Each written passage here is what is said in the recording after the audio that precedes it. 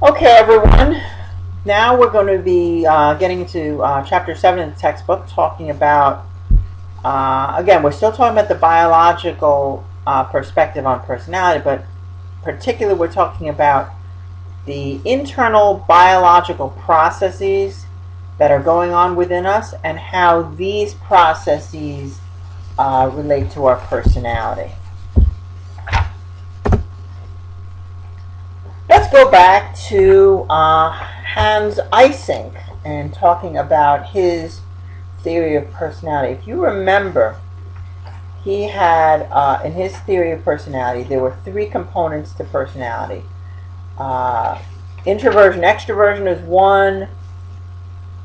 Neuroticism, emotional stability was a second.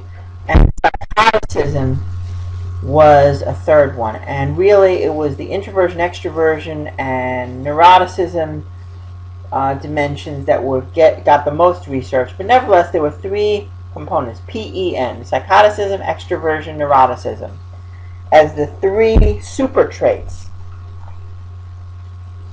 when it came to personality. But realize this. This was a trait theory that we talked about in chapter 4. Okay, and it's based on Eysenck's theory about how personality is structured. Okay, and we also talked about, we briefly mentioned last time that that it was a theory that dealt with, that was, it was more like a rational theoretical approach rather than an empirical approach. It wasn't like a factor analysis where they just analyzed all the different trait names and see what traits came up the highest. This was a theoretical point of view that he began with, that was started in biology. And this is what we're going to be talking about. In other words, his idea is that those three super traits actually represent three different essential biological causes that result in these particular super traits.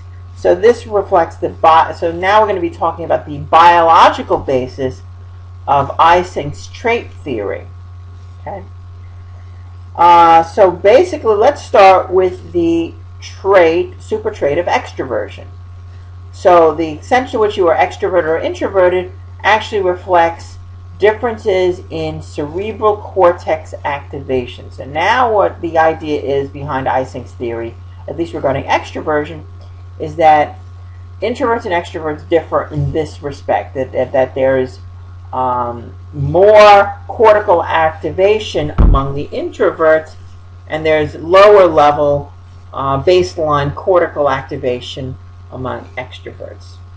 Okay, so essentially, while an extrovert may be active behaviorally, the introvert seems to be active cognitively.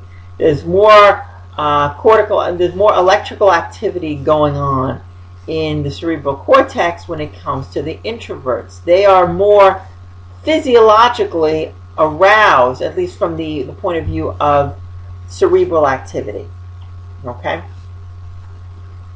When nothing is happening, the extroverts are less alert. The introverts are more apt to be alert, even when nothing is happening. They can be aware of what is going on around them.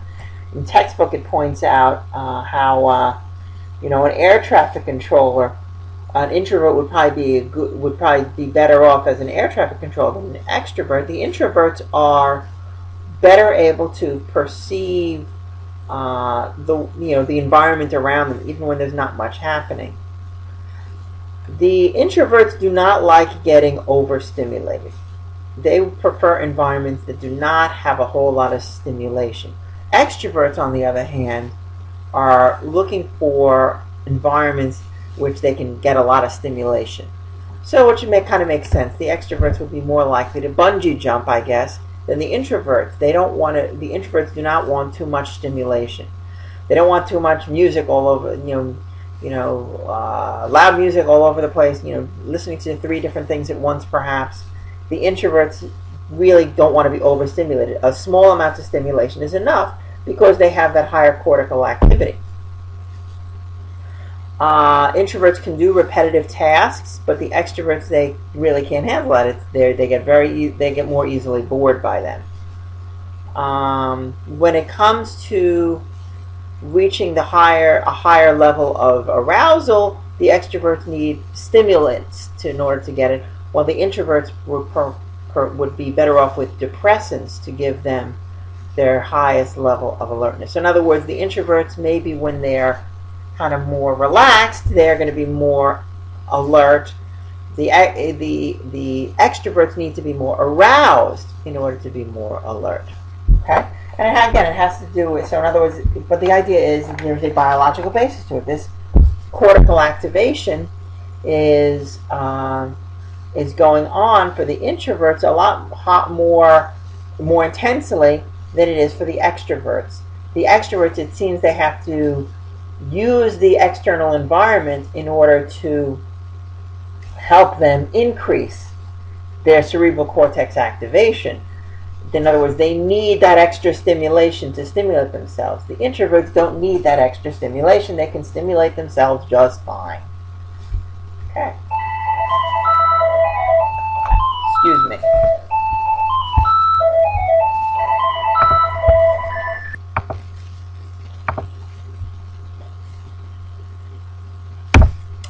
Okay, now let's talk about neuroticism, which is that second aspect of that second super trait that Eysenck talked about. Basically, according to Eysenck, the neuroticism also reflects a biological process going on. The people who are high in neuroticism, they basically are easily aroused in their emotion centers in the brain. So the emotion centers basically in the limbic system, like the amygdala, especially with like fear and aggression coming from the amygdala. So basically, according to Eysenck, it's these areas of the brain that are easily aroused for people who are high in neuroticism. For people who are low in neuroticism, this is not easily activated. It takes a lot to get somebody who is low in neuroticism to get that emotional reaction. But for someone high in neuroticism, easily emotionally aroused. So again, with extraversion, remember, if you remember, and introversion, we're talking about cerebral cortex activity. And with neuroticism, we're talking about activity in the emotion areas of the brain. So again, it's a different part of the brain that's reflecting a different personality trait. Okay? Basically, but how does neuroticism then combine with extraversion, or introversion rather? So if you are an extrovert, the emotional arousal will probably just make you more extroverted. It'll make you more active. It'll make you jumping off of the walls even more than you usually do. When we're combined high neuroticism with introversion, it would probably make the introvert shut down even more and withdraw and hide away more than they normally do. Again, so the emotional arousal basically exaggerates the behaviors of the introverts and extroverts.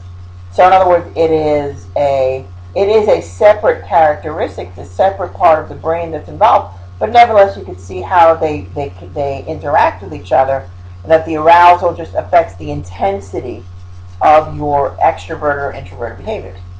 Okay, so that's neuroticism. So we got the extroversion, neuroticism. What about psychoticism? Now remember, psychoticism, there hasn't been a lot of research about it, and the textbook doesn't really talk about it very much at all. But there was actually an article written by Eysenck in 1997 which posits that the psychoticism reflects actually an addictive personality. So the person who is the high in psychoticism, addicted, they are, the addictive personality essentially means they're constantly seeking pleasure. They are they may be more impulsive. They want what they want and they want it now. And they'll keep on going after it. So maybe if what we're going to talk about later, that approach response would be highly intense for someone who is high in psychoticism. And according to Eysenck, he argued that this was due to excessive dopamine activity.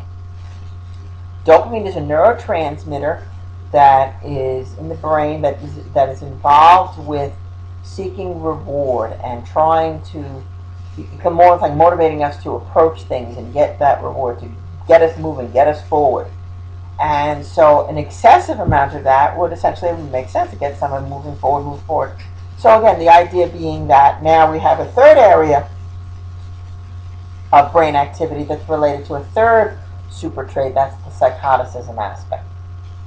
So again, Eysenck's trait theory, while you could see how it fits into the trait perspective, clearly it also fits into the biological perspective, because we're dealing with a trait that Eysenck presumed had biological bases to them. Okay?